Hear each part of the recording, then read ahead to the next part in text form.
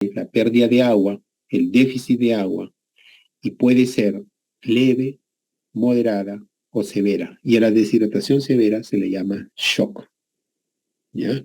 Entonces, la deshidratación leve tiene muy pocos signos o síntomas. La moderada tiene signos y síntomas de deshidratación, pero no signos de shock. Y la grave tiene signos de shock, evidentemente con los signos de deshidratación moderada más aumentados, ¿no? Esta tablita es una tablita que les puede ayudar mucho a definir o identificar la deshidratación, si es leve, moderada o severa, ¿no? Por ejemplo, acá te hablan que no hay deshidratación si es que el peso no se ha perdido más del 3%, está alerta, su sed es normal, la frecuencia cardíaca, el pulso, respiración, los ojos, las lágrimas, boca, lengua, está perfecto, todo está bien. Entonces no hay un cuadro de deshidratación, dicen ellos, ¿no? Y la deshidratación leve o moderada es aquella que ha perdido el peso de 3 a 8%, y ahí el estado mental puede estar inquieto, irritable, cansado, puede estar normal, está sediento, quiere beber, la frecuencia cardíaca está aumentada o normal en el caso leve, el pulso está algo débil, la respiración es normal o está rápida en el caso de la moderada, los ojos hundidos, lágrimas no hay muchas, la boca está seca, el pliegue cutáneo puede tener o es leve, de acuerdo, el llenado capilar puede ser normal, las extremidades están más frías de lo habitual, hay menos diuresis y la presión arterial puede estar normal. Lo que pasa es que en el paciente pediátrico la presión arterial es el último signo de shock que se presenta. El paciente pediátrico aguanta y tolera la presión arterial hasta el final. Cuando ya hay alteración de la presión arterial, ya es porque tiene un shock casi irreversible. En cambio, en el paciente adulto, la presión arterial se puede bajar más precozmente. Obviamente, la deshidratación grave o con shock, el pérdida de peso es mayor al 9%, hay trastorno neurológico, no puede beber, hay una taquicardia intensa, aquí ya prácticamente no se sienten mucho los latidos cardíacos, débiles, el pulso es débil, el llenado capilar es lento, mayor de 2 segundos, y hay signo de pliegue bastante claro, la piel es muy fría, ¿no es cierto? Y casi no hay orina, ¿no? La presión arterial, como digo, puede estar normal al inicio del shock, pero al final del shock ya genera hipotensión. ¿Cómo definimos la diarrea aguda infecciosa? La OMS dice que son tres. Doctor, Sí, doctor, disculpe, y el primer signo para darnos cuenta de alguna deshidratación sería la pérdida de peso, que sí está presente en cuando no hay deshidratación, o una deshidratación leve, a o, ver, o cómo nos daríamos cuenta, ¿no? Es como que, como dijo el último signo de shock sería la presión arterial. ok, ya. ¿En cuál En el sería? niño, digamos, empiezan los signos de shock, empiezan los pulsos débiles, taquicardia, filiforme, llenado capilar lento, todos esos signos de shock se presentan, pero al final, digamos, el último en alterarse es la presión arterial. Es que todos los mecanismos compensatorios del niño están activos y en su 100%. Entonces, el último signo que se altera es la presión arterial. Ahora me pregunta cuál es el primer signo, ¿no? ¿Sí? El Sí, primer, doctor, sí. el primer signo de deshidratación. Mira, eso es difícil de determinar, ¿no? Porque primero, la pérdida de peso es difícil de determinarlo también, porque yo necesito saber el peso sano previo al evento infeccioso, a la diarrea. ¿Cuánto pesó antes de enfermar? Se enferma, tiene diarrea, ¿cuánto pesa ahora? Y ahí puedo calcular el porcentaje de pérdida de peso. Por ejemplo, si tengo un bebito que ya, mire, un bebé de 8 meses que va a su control de niño sano y pesa 8 kilos. Llegando a su casa, después que lo ve el médico, empieza con diarrea. Al día siguiente vuelve al consultorio, doctor. Yo llegué a mi casa y empezó con diarrea, ha hecho como 10 veces, doctor. Ustedes lo pesan. Y ese bebito pesa ya no 8 kilos, pesa 7 kilos y medio. Es decir, han visto que ha perdido 500 mililitros. 500 mililitros de 8 kilos, ¿qué porcentaje es? Es más o menos el 7%, por ahí, ¿no? Entonces dicen, esto es una deshidratación moderada, bueno, claramente. Ustedes lo pesan y pesa 7 kilos 900, ha perdido 100 mililitros. 100 mililitros de 8 kilos, pues ahí es menos 1.5%, más o menos, 1.4%. O sea, es una deshidratación, no hay, pues, ¿no? Muy leve, casi nada. Entonces, la pérdida de peso es difícil de tenerla y valorarla porque no tenemos el peso previo al evento de enfermedad. Y tú sabes que los niños lactantes, sobre todo, pues cambian de peso muy rápidamente. O sea, cada mes pueden subir en los primeros meses hasta 1 kilo y en los segundos semestres medio kilo. Entonces, no nos ayuda mucho, digamos, conocer el peso si ha sido el mes pasado. En los niños grandes, sí, el peso es más constante, ¿no? Es un poco más constante. Los primeros signos van a ser un poco de todo. Y yo diría, por la experiencia, digamos, que si es un niño que habla, la mamá nota que pide agua más, ¿no? O si es un lactante, se da cuenta que quiere lactar más. Hay sed aumentada. Aunque no tenga signo de pliegue, ni ojos hundidos, nada, pero entonces tiene más sed y toma más agua. Entonces la mamá se da cuenta, está con diarrea, doctor, pero me está pidiendo más agua. Tú lo examinas y lo encuentras normal y a lo mejor ni peso ha perdido, porque como toma más agua, compensa lo que está perdiendo. Entonces la sed, que es el mecanismo homeostático por excelencia, va a ser. Al tomar más agua, orina lo normal, entonces no se altera la diuresis, que sí me va a ser un signo de alarma que la mamá diga que está orinando poco, porque ahí sí ya la compensación no se ha dado por vía oral y está tratando de regularlo, evitando la pérdida de agua. ¿Ya? El signo de pliegue, ya si presenta signo de pliegue es porque hay un compromiso moderado, por lo menos, pero no es leve. Signo de pliegue no es leve, es moderado. Y cualquier signo de shock, sea pulso filiforme, ruido cardíaco de tono bajo, llenado capilar lento, frialdad distal, obnubilación, trastorno de sensorio, cualquier signo de shock que les he mencionado ya significa deshidratación grave. ¿Ya?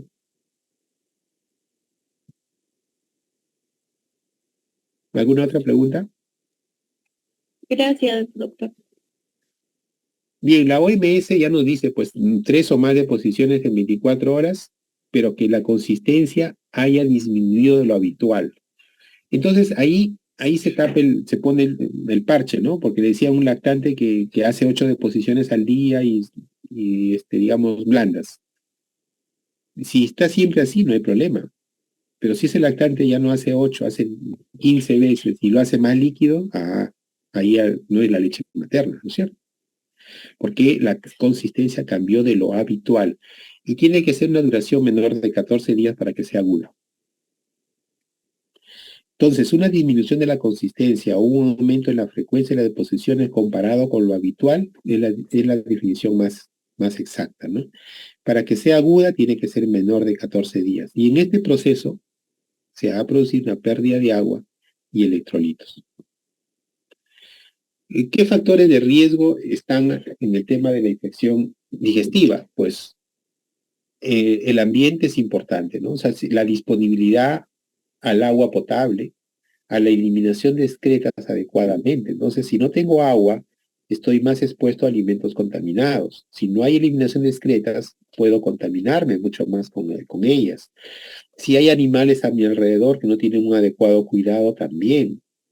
Y un aspecto importante en el cuidado del niño es el nivel sociocultural de la madre. Mira, que ni siquiera digo socioeconómico, sino sociocultural, o sea, las costumbres de la madre, de cómo cuidar a su niño, son sumamente importantes. A veces pueden ser de un nivel económico alto, pero si no tienen la cultura de lavado de manos, por ejemplo, de darle sus alimentos en forma adecuada, ese niño va a estar con diarrea. Y propios al niño, pues la lactancia materna. La lactancia materna es un elemento protector de las infecciones digestivas. Un niño que lacta se enferma menos de infecciones digestivas. La edad, ¿no? Si es un niño más pequeño, está más expuesto, su sistema inmunológico no está adecuado. Y si tiene enfermedades concomitantes, por ejemplo, si es un niño con trastorno neurológico, está postrado, tiene factores de riesgo como enfermedades inmunodeficientes, como VIH, por ejemplo, oncológicos, quimioterapia, etcétera, lo exponen más a estas infecciones. Y el estado nutricional es muy importante, ¿no? O sea, la desnutrición hace que la evolución de las infecciones digestivas y otras infecciones sean mucho más severas y puedan causar muerte incluso. Entonces, el estado nutricional es fundamental. Y en cuanto a la etiología, ¿cuáles son los agentes etiológicos de las diarreas agudas infecciosas? A la cabeza, los principales agentes infecciosos son los virus. Los virus. Igual como van a hablar ustedes en infecciones respiratorias y le van a decir que los virus son la primera causa de infecciones respiratorias. Acá también en diarreas les digo yo, las diarreas son mayormente por virus.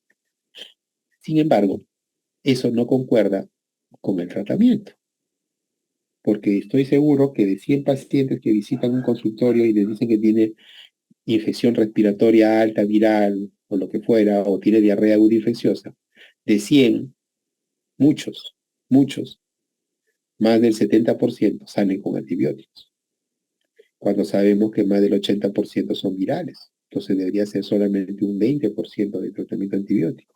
Esas cosas no están de acuerdo, ¿no? Y ahí hay que trabajar mucho con ustedes, como médicos jóvenes, para que tengan certeza en sus diagnósticos y tengan sustento para un tratamiento, ¿no? Da pena, en verdad, escuchar médicos, ¿no? Que dicen, no, es una infección respiratoria aguda, viral, señora, pero por si acaso, para que no se complique, le vamos a dar amoxicilina, le vamos a dar Bactrim, le vamos a dar cotrimoxazol, etcétera, ¿no? Pero por si acaso, para prevenir, no sé. Entonces, eso ustedes tienen que cambiar. Si yo pienso que es una infección respiratoria viral, hay que manejarlo como viral. Si pienso que es infeccioso bacteriano, hay que darle tratamiento antibiótico. ¿Ya? Si tengo dudas, definirlas, ¿no? De repente, venga mañana, de repente hagamos un hemograma, un PCR, un examen de orina, un examen de ese, o sea, ya tratar de buscarme otros sustentos para poder manejar adecuadamente. Diferente es la situación si el paciente llega en, en shock séptico, por ejemplo. Un paciente puede ir con shock séptico por diarrea infecciosa a la emergencia. Sí, doctor, puede ser viral, pero está en shock y probablemente séptico. Allí, la primera hora debe recibir antibióticos. A lo mejor después se lo quito, le retiro, porque lo hidrato bien, lo saco, ya no está en shock, está feliz y contento. No, esto era solo hipovolémico, hay que quitar los antibióticos, se le puede quitar. Pero tengan ustedes plena autonomía y su tratamiento en base a su conocimiento. Entonces, las virales son los principales. Y de estos virales en diarreas de niños, el rotavirus. Y fíjense que ya hay vacuna para rotavirus. Sin embargo, todavía sigue siendo una causa frecuente. También existen los adenovirus atípicos, ¿no? Que pueden ser causa de diarrea. Los coronavirus también. Y de las bacterianas tenemos Campylobacter, por ejemplo. ¿Saben ustedes dónde está el Campylobacter? A ver, chicos, ¿dónde vive el Campylobacter? Doctor, en las heces de las gallinas, ¿sabes? Muy bien, hijo mío, muy bien. ¿Cómo te llamas? Diego Aguilar, Diego, ¿de qué sede eres? del María Auxiliadora, doctor. Muy bien, Diego, excelente. En la cese de las aves están el campylobacter. Por eso que la historia clínica es importante por eso, ¿no? Cuando preguntamos si cría animales, es un paciente que tiene diarrea, un niño con diarrea, cría animales, sí, doctor, tengo patos, gallinas en casa. Ah, atento, ¿no? Podría ser campylobacter. Y tiene importancia porque el tratamiento para el campylobacter difiere, ¿no? Tiene un tratamiento específico. La Escherichia coli también, la salmonela, las shigella, ¿no? La shigella, el vibrio cólera. Felizmente que vibrio cólera no tenemos en Perú, tuvimos una epidemia de cólera por los 80, me acuerdo, que la toreamos bien, y algunas xenomonas. Y también hay que pensar en parásitos, ¿ah? Nosotros tenemos mucha giardia, critosporidium que se ve en pacientes inmunodeficientes sobre todo. Y dentro de los parásitos, la entamoeba histolítica es una causa importante. Miren que la shigella es causa de diarrea infecciosa de tipo disentérica y la entamoeba es una causa de diarrea disentérica también, pero amebiana, ¿no? O sea, son agentes etiológicos diferentes. En la zona de costa tenemos más shigella, ¿no? Y hay zona de sierra, Cusco, por ejemplo, donde tenemos entamoeba histolítica. El diagnóstico. Acá este es un aspecto, dice, no hay evidencia suficiente para afirmar que las características clínicas del paciente y o las macroscópicas de la diarrea sean de utilidad para el diagnóstico de diarrea aguda infecciosa. Ese es un postulado. Sin embargo, sin embargo, es que la medicina no es absoluta. Si yo tengo un paciente que clínicamente se ve saludable, no se le ve mal, no se le ve tóxico, tiene diarrea líquida acuosa, ¿no? Líquida acuosa. Yo puedo decir, por esas características, este es un paciente que puede tener un diagnóstico de rotavirus, ¿de acuerdo? Si viene ese paciente, pero lo veo con fiebre, con mal estado general, y que tiene diarrea con moco, con sangre, digo, este paciente probablemente sea una shigella, ¿no? Entonces, esas son las características extremas, digamos, ¿no? Pero entre esas características hay una mixtura de varias cosas. Por eso es que dicen que no son suficientes de útiles para el diagnóstico. Hay, en algunos casos es muy claro, pero esos son los pocos. La mayoría hay una mezcla que hace dudar, digamos, ¿no? Otra cosa que se dice, en niños con diarrea aguda infecciosa, el uso rutinario de examen de heces no está recomendado. ¿Y esto por qué? Porque si tengo un niño, la mayoría de diarreas son acuosas, la mayoría de diarreas van con fiebre un día, dos y se van, ¿de acuerdo? Y la mayoría son de causa viral. Por lo tanto, hacer examen de heces en forma rutinaria a todo paciente, no. Entonces, hay que pedirlo cuando realmente estemos pensando a que va a salir una alteración, ¿no? Una reacción patológica. ¿Cuándo pedir coprocultivo? Cuando se observa sangre o moco en heces para identificar el agente etiológico, puede ser Shigella, puede ser entamoeba histolítica. En todo paciente menor de 3 meses, sí, porque estamos en contexto de sepsis o en la sospecha de sepsis. O una diarrea que ya pasó 7 días y no mejora. Ahí sí hay que buscar otra cosa. Puede ser parásitos, puede ser gérmenes resistentes, etc. ¿Qué exámenes de laboratorio nos van a ayudar en el manejo? El examen de laboratorio que tiene mayor sensibilidad para determinar que es bacteriano es la lactoferrina fecal. Eso se sabe, pero no es práctico. No es práctico porque en mi clínica, donde trabajo ya 17 años, no hay ese examen. En el hospital glorioso Guillermo Almenara, donde trabajo ya 20 años, ese examen tampoco se hace. No se del Rebagliati. Entonces, si no es accesible, ya no es útil, ¿no es cierto? Pero se sabe teóricamente que es el de mayor rendimiento para determinar etiología bacteriana. Los leucocitos fecales, sangre oculta y el estadio clínico del paciente son los que nos van a ayudar, ¿ya? Ahora, el tema está cuándo es que los leucocitos están alterados, ¿no? Por ejemplo, ¿qué valor de leucocitos? No hay un consenso único que diga este es el punto de quiebre. Pero lo que yo encontré luego de revisar es que tener leucocitos más de 20-25, por encima de 20-25, es una sospecha de infección bacteriana, ¿ya? Entonces, si yo sospecho el rotavirus, hay un examen que me diga si hay ELISA para rotavirus, y hay. Y para Campylobacter también, hay estudio de Campylobacter. En el Almenara, por ejemplo, hacían a todas las muestras de esas que mandábamos con diagnóstico de diarrea aguda infecciosa, no respondían rotavirus positivo o negativo, Campylobacter positivo o negativo. Y eso era de mucha ayuda, en verdad que yo lo apreciaba mucho eso. Y también hay que hacer otros exámenes ya para valorar el contexto de deshidratación, ¿no? Los electrolitos, la función renal, urea, creatinina, cómo está la glucosa, de repente, si el que está vomitando, no está comiendo, si estará con hipoglicemia, etc. Hay algunas patologías también que pueden dar como clínica deposiciones sueltas. Por ejemplo, la fibrosis quística, ¿no? Que es una enfermedad genética, ¿no? Que presenta deposiciones atorreicas, o sea, deposiciones sueltas, más pastosas, etc. También hay patologías propias del sistema digestivo, como la enteropatía perdedora de proteínas, que también da diarrea. El síndrome de mala absorción da diarrea. La enfermedad celíaca, que es rara en niños, pero se puede ver, da diarrea. Alteraciones enzimáticas congénitas, el colon irritable, la clorodermatitis enteropática, o algunas alergias alimentarias o alergias medicamentosas dan diarrea. O sea, dan deposiciones sueltas en mayor frecuencia, en menor consistencia, pero no es infecciosa. ¿Ya? Esos son los diagnósticos diferenciales que tenemos que tener en cuenta. Y ahora unas palabras importantes de deshidratación, porque este es lo primero que van a valorar ustedes cuando tengan un paciente que viene a consulta por diarrea y van a empezar a hacer su examen físico, lo que tienen que buscar son los signos de deshidratación.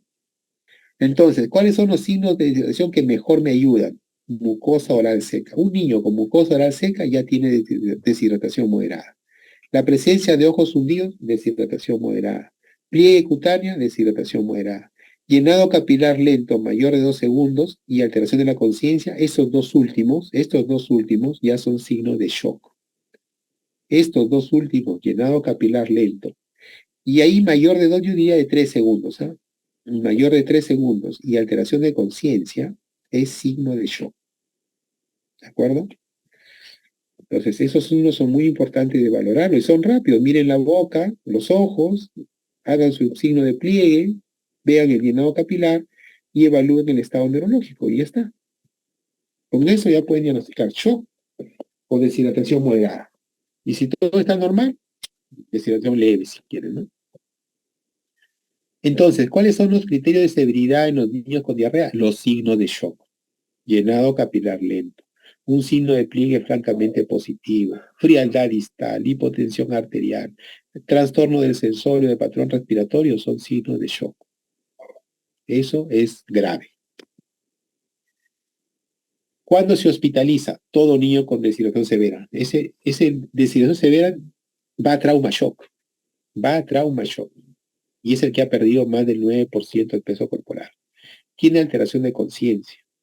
Puede tener, también a quienes se hospitalizan, los que tienen vómitos intratables, ¿no? O biliosos. Y así son biliosos porque hay un hilio y no va a recibir vía enteral. Entonces hay que hospitalizarlo. Si falla la terapia por hidratación oral, o también familiares que no pueden darle el cuidado en casa, ¿no? A veces tienen un bebito que lo está cuidando la abuelita porque la mamá falleció.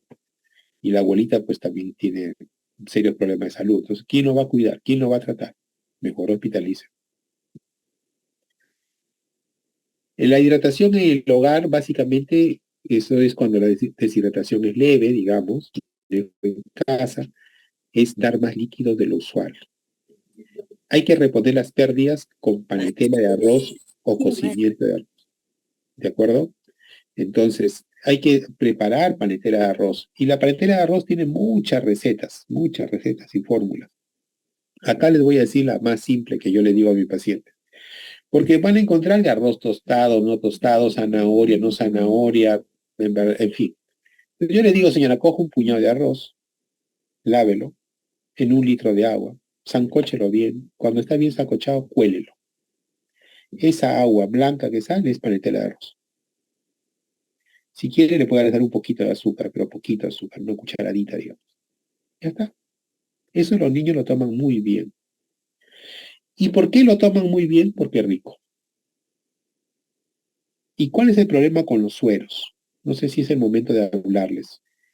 Vamos a ver. Los sueros orales, ustedes se acordarán de la bolsita salvadora. La bolsita salvadora se hizo conocida con la epidemia de cólera. Y efectivamente fueron lo que salvó muchas vidas en las epidemias de cólera. Y estas bolsitas salvadoras se hicieron pues para reponer las pérdidas, pero los estudios iniciales se hicieron en cólera. Y cuando uno estudia la diarrea por cólera, tú estudias la diarrea por cólera y dices cuántos electrolitos pierde por cada litro de diarrea. Se encontró que se perdía 90 miliequivalentes de sodio por litro. Entonces, el tratamiento de reposición oral dice, pues dale lo que pierde. Entonces, se hicieron sales de hidratación oral que por cada litro tuviera 90 miliequivalentes de sodio, que es lo que pierde en cólera. Y eso salvó vidas. El problema es que es feo. Si ustedes lo prueban, es horrible. Pero los niños no solo tienen diarrea por cólera. La diarrea también son por otras causas. Y las causas bacterianas como la Escherichia coli, por ejemplo, que es muy frecuente, la Shigella, si ustedes quieren, la Salmonella, si ustedes quieren. Cuando se estudian esas diarreas, se encuentra que la cantidad de sodio va entre 40 y 50 miliequivalentes de sodio. 40, 50 miliequivalentes. Y en los niños, que la más frecuente son las virales, específicamente el rotavirus, se estudió el rotavirus Y la cantidad de sodio que pierden en las diarreas por virus, entre ellos rotavirus, es entre 25 y 35 miliequivalentes de sodio por litro de diarrea. Entonces, si el principio es reponer lo que pierde, yo a los niños debería darles soluciones más con baja concentración de sodio. Y la OMS ya lo vio, y fue ahí que se crearon las soluciones de 75 miliequivalentes. Y seguían sirviendo para cólera. Y actualmente se están usando las de 60 miliequivalentes. Sin embargo, en la parte privada encontramos sueros hidratantes de 30 miliequivalentes, de 45 miliequivalentes, de 60 miliequivalentes. Entonces, las de 30 miliequivalentes son más tolerables, se pueden tomar mejor, ¿no? Y encima las hace sabor a fresa, manzana, etc. El cocimiento de arroz o la paletela de arroz tiene sodio más o menos 20 miliequivalentes por litro. Entonces, por eso que no es tan feo. Es más tomable por los niños, tiene apariencia de leche. Yo por eso que no lo tuesto, porque cuando lo tuesta ya sale negro, y el niño lo ve negro y no lo toma. Entonces, así blanquito es mejor.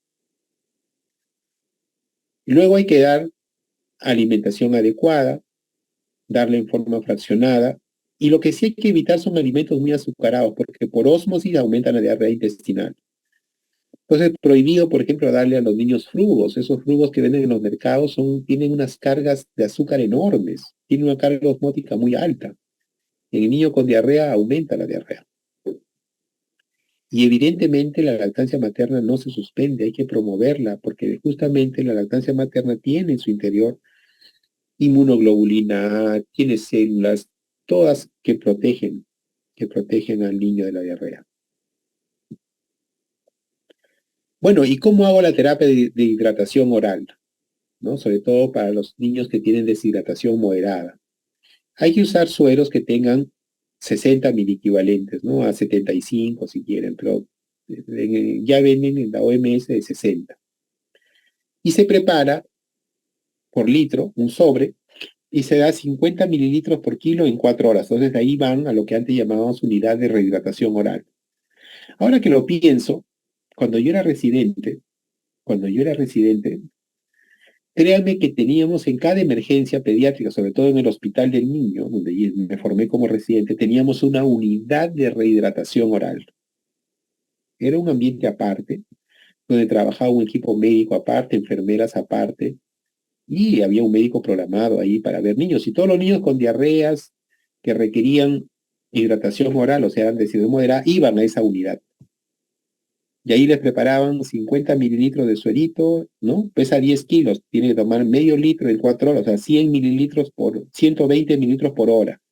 Si tiene que tomar 120 mililitros por hora, pues cada 15 minutos le damos 30 mililitros, una onza cada 15 minutos. Y ahí le iban dando una oncita cada 15 minutos. Ya lo toleró, perfecto. ¿Cómo está? Mejor hidratado, ya se va a su casa. ¿Correcto? Y esas unidades de hidratación oral, ahora no hay. El Hospital Almenara no tiene su unidad, UROS incluso se llamaba, incluso en las comunidades habrían las unidades de hidratación oral, donde había personal, promotores de salud capacitados para trabajar las bolsas orales. Sin embargo, ahora no hay. Entonces, es posible pensar que la cantidad de diarreas infecciosas en los niños es menor en esta época, ¿no? Es menor, y eso es claro, yo lo veo que es menos. ¿Qué creen ustedes que haya influido que en el Perú tengamos ahora una menor necesidad de esas unidades de hidratación oral que hace 25 años, cuando hacía mi residencia, se necesitaba? ¿Qué creen que haya pasado? A ver, chicos, de repente aquí hay alguien que va a ser ministro de salud, va a tener cargos importantes en la parte administrativa,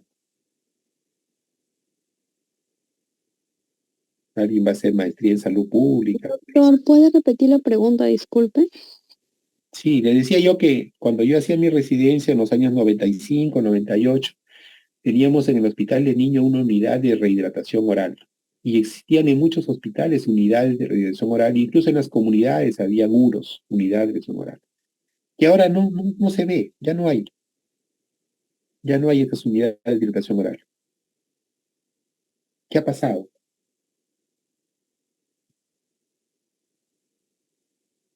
Probablemente sea, doctor, de que ya la mayoría de la población cuenta con servicios de agua en sus casas. Muy bien, ese es un factor, exactamente, ¿no? O sea, debe haber mejorado las condiciones higiénico-sanitarias en nuestro país. Yo quiero pensar que sí, ¿no? A lo que yo lo vi en la época del cólera, por ejemplo, que fue en los 80s, ha cambiado mucho, ¿no? Ha cambiado mucho. Ya, ese es un factor importante. ¿Qué otro más? La promoción de la salud, doctor. Ahí sí tengo mis dudas, ¿ah? La verdad que dudo ahora con el tema de la pandemia y todo, como que la promoción de salud ha caído más todavía.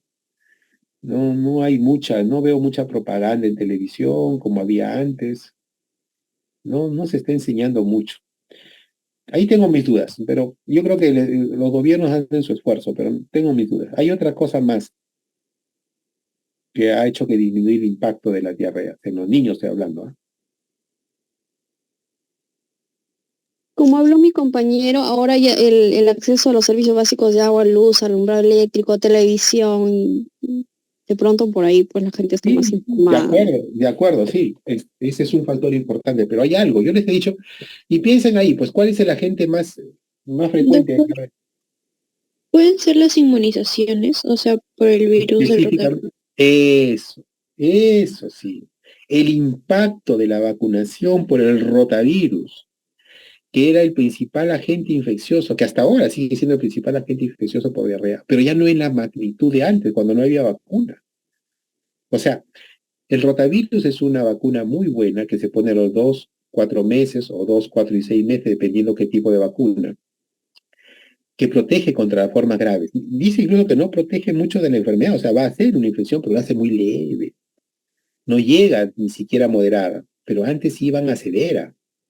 O sea, antes sin la vacuna muchos niños terminaban con condición moderada a severa, que tenían que ir a estas unidades de rehabilitación, pero el impacto de la vacuna es significativo. O sea, se ha visto allí y eso es una muestra clara de cómo la vacunación ayuda. Entonces, la principal causa de infección diarreica en la población pediátrica es rotavirus, en los menores de 3 años. Y eso se ha disminuido notablemente con la vacunación. Ahí está una de las pruebas claras del efecto positivo de las vacunas. Bueno, entonces iba al Azuro, le dábamos 50 mililitros por kilo en 4 horas, toleraba bien, no tolera, si vomitaba, se esperaba un poquito y luego se le daba luego más lento. Lo que era pues 1 onza cada 15, vamos a darle 10 mililitros cada 5 minutos, más lento. Luego de 4 horas se vuelve a ver. Si ya mejoró, de alta. Si no mejora, se queda 4 horas, 2 horas más. Si no tolera la hidratación oral, podría probarse la gastroclisis o mejor la endovenosa. ¿De acuerdo? Y hay hidratación endovenosa. ¿Qué pasa con el paciente con deshidratación severa, con shock? Ahí el tratamiento es estándar, unánime y es inmediato. Acá no hay por qué demorarse. Si un paciente tiene signo de shock por diarrea aguda infecciosa, inmediatamente va a la unidad de trauma shock, se le canaliza una vía y se le coloca bolos de cloruro de sodio al 9 por 1000, 20 mililitros por kilo. Pesa 20 kilos, póngale 400 mililitros. Stat. Eso es lo más rápido posible. Y ahí no digas cuántas gotas por minuto. Ahí coge tu jeringa de 20 y chupa 20, pásale 20. Chupa 20, pásale 20. 20 veces. Hasta que pasen los 400 mililitros. Lo más rápido posible. Y eso te va a demorar como 10 minutos, créeme. Porque tienes que pasarlo para no reventar la vena. ¿Ya? Entonces son hasta 3 bolos puedes dar. ¿Qué significa? Que ya no tenga shock. ¿Y cómo valoro el shock? Según los signos, pues, ¿no? Cómo está el llenado capilar, cómo está la frialdad distal, cómo están los pulsos, cómo está la intensidad de los ruidos cardíacos, cómo está el estado de conciencia. El chico se despierta, ya llora, mamá, papá, llenado capilar ya es menos de 2 segundos, ya no está frío, ya salió del shock, pues, ya salió del shock. Eso puedo lograrlo con un bolo, de repente con 2 y puedo usar hasta 3. ¿De acuerdo? Ya cuando supere el shock, ya pasa a un requerimiento endovenoso según sus requerimientos y pérdidas, ¿no? Yo calculo cuánto requiere y cuánto ha perdido para responderle en 24 horas. También puedo usar una fórmula, un método de hidratación rápida, es decir, pasarle 100 mililitros por kilo en 4 horas o 6 horas. Eso con la idea de darle de alta más pronto. Hay que ver los electrolitos, ¿no? Para definir si es una deshidratación hiponatrémica o hipernatrémica. Y empezar la vía oral tan pronto como sea posible. O sea, ya una vez que salimos del shock y el paciente se despierta, hay que probar la tolerancia oral.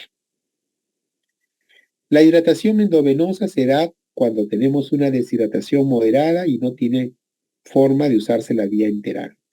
Entonces se usa la hidratación endovenosa calculando reponer 30 a 80 mililitros por kilo en 4 horas. Recuerden que la deshidratación moderada era pues 100 mililitros, ¿no? Aquí vamos a reponer entre 30 a 80 mililitros por kilo, pero en 4 horas. Luego que he pasado una hora, tratar de darle la vía oral hasta que me tolere. Me tolera y ya puedo ir pensando en quitarle la hidratación endovenosa.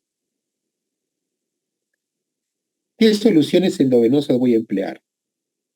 Diarrea infecciosa sin sospecha de cólera, cloruro de sodio al 9 por mil o 0,9%.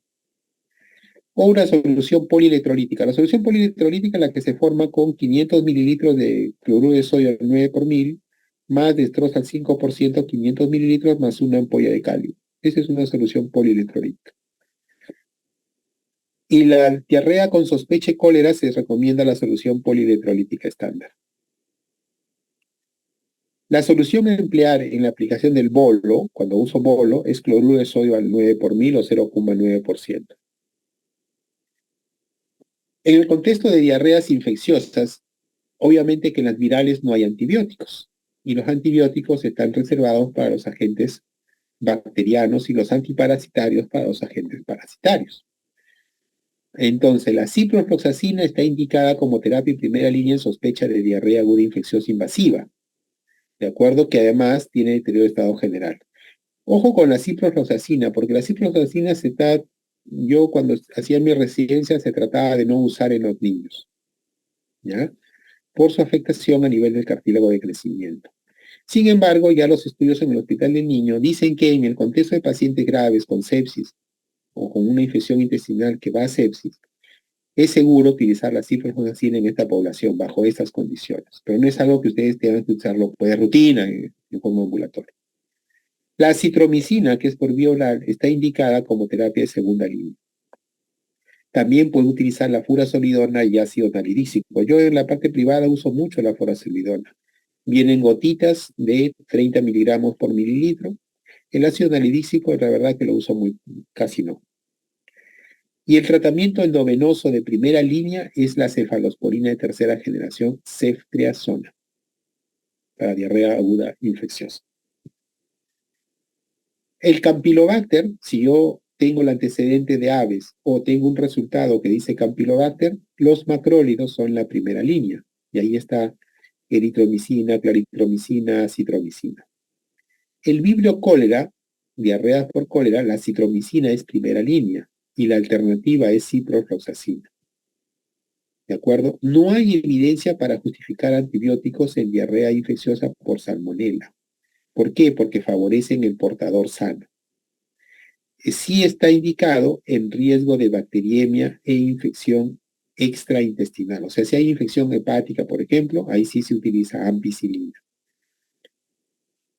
Hay una controversia de tratar la Escherichia coli. ¿Por qué? Porque cuando se ha tratado la Escherichia coli, ha habido más incidencia de síndrome urémico hemolítico.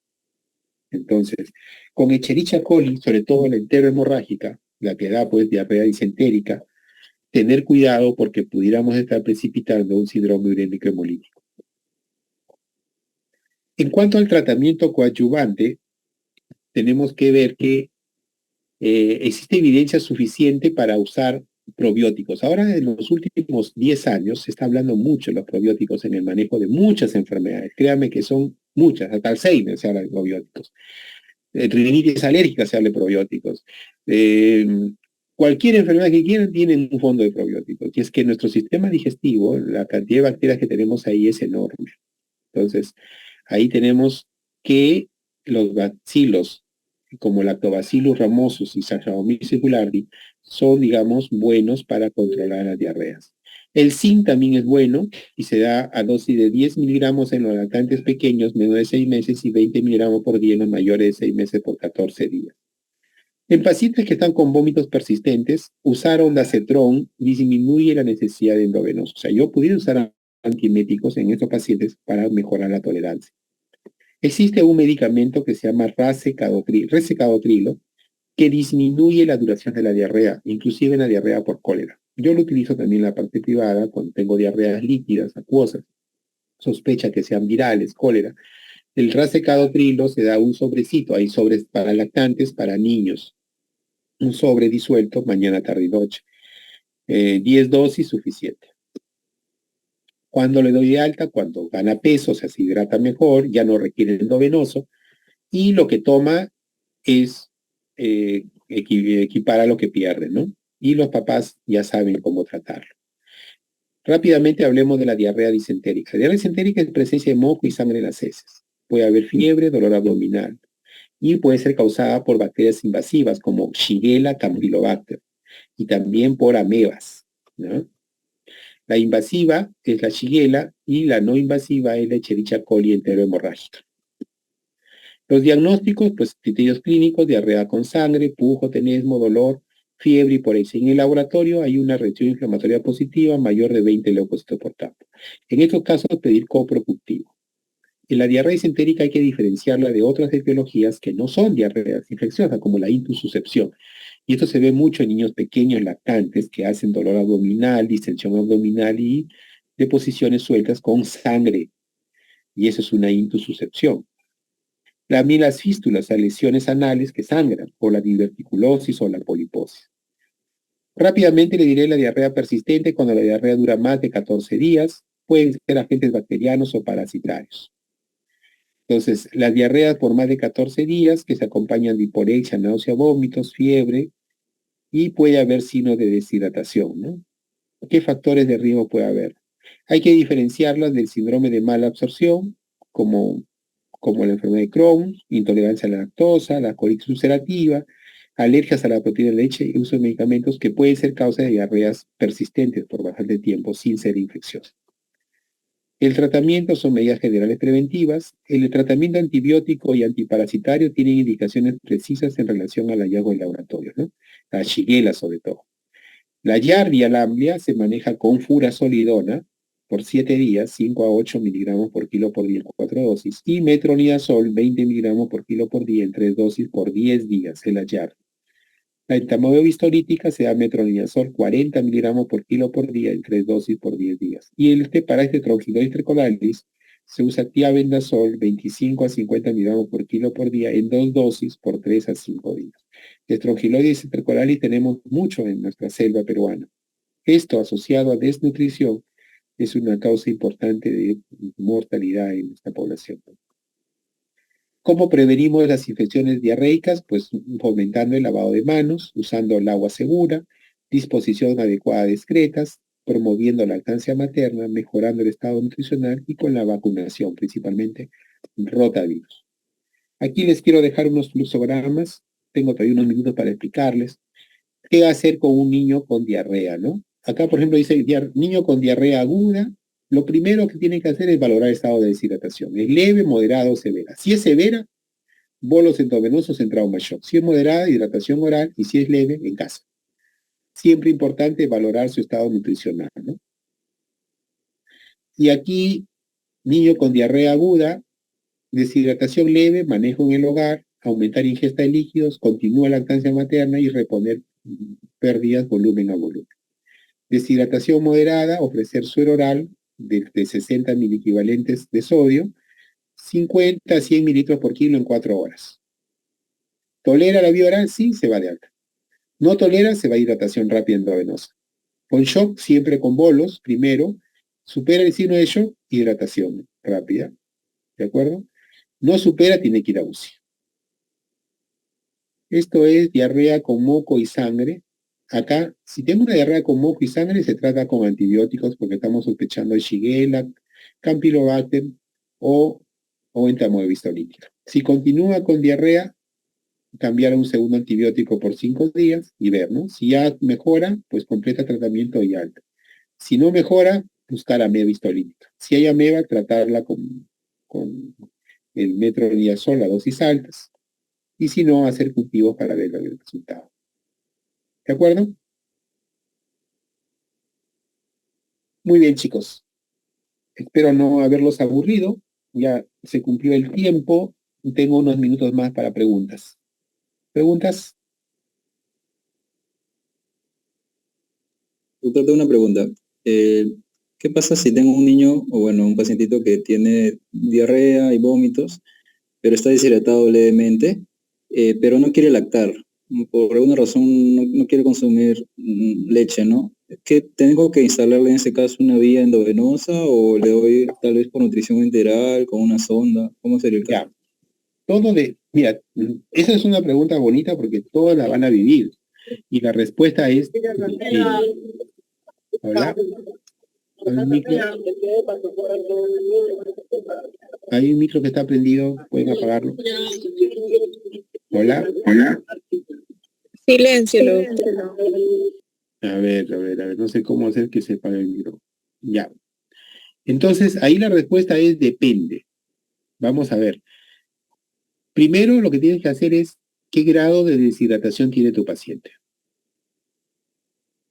¿Es leve, moderado, severo? Por lo que me cuentas, leve no es. Tiene que ser o moderado o severo. No es severo porque si no me dirías si hay que llevarlo a trauma shock. Ahí no estás pensando darle vía oral ni nada. Estás pensando en ponerle endovenoso y hidratarlo en bolos. Entonces vamos a considerar que es moderado. Deshidratación moderada. Y no me quiere lactar. No me toma líquidos. Y tengo accesible, estoy en Lima, o sea, tengo enfermeras que le ponen su endovenoso. Yo lo mando endovenoso. Estoy en mi serum, doctor, estoy en mi serum en Caballococha. No hay enfermeras capacitadas, estoy solito. Y a mí nunca me han enseñado a poner endovenoso. Ahí sí que ponle una sonda, hermano.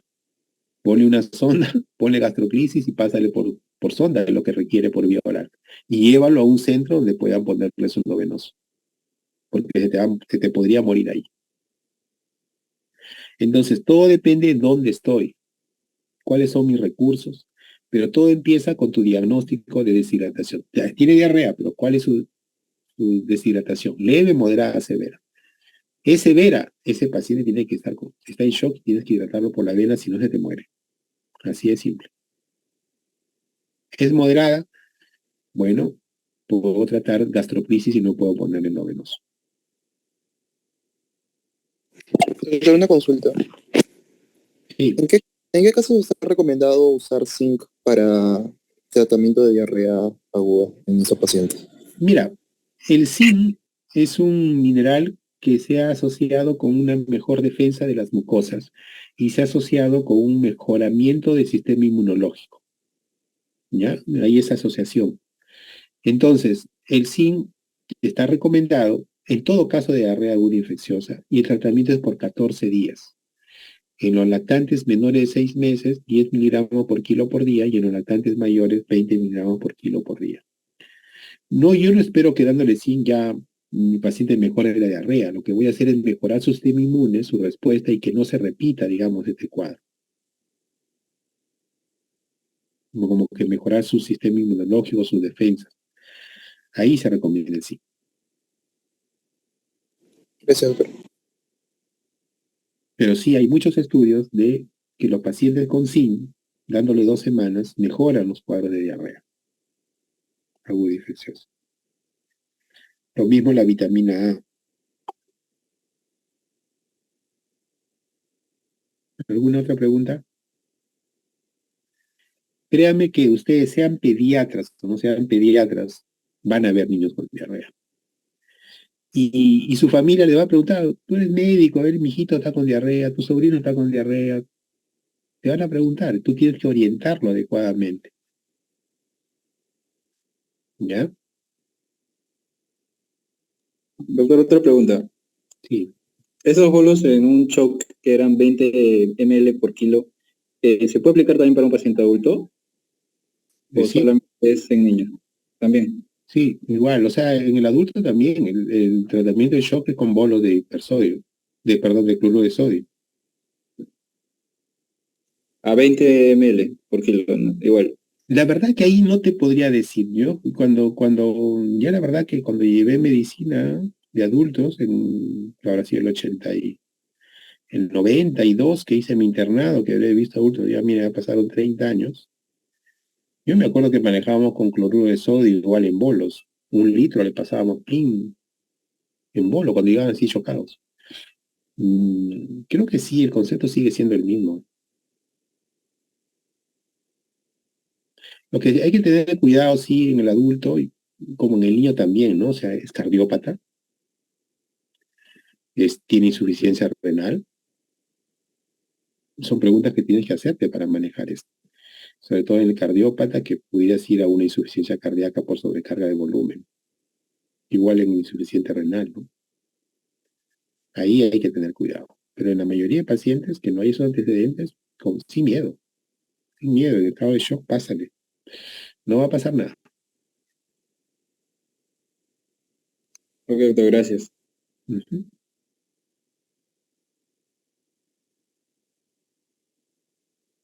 Bueno, bien chicos, les agradezco su presencia, asistir a la clase y el examen es de lo que hemos aprendido, ¿ah? Son casos clínicos para hacer preguntas concretas. Voy a dejarles ejercicios en relación a balance hídrico. Ya les enseñé cómo se hace el balance hídrico. Tienen que aprender a hacer balance hídrico ustedes. Vamos a hacer ejercicios en relación al sodio, a los requerimientos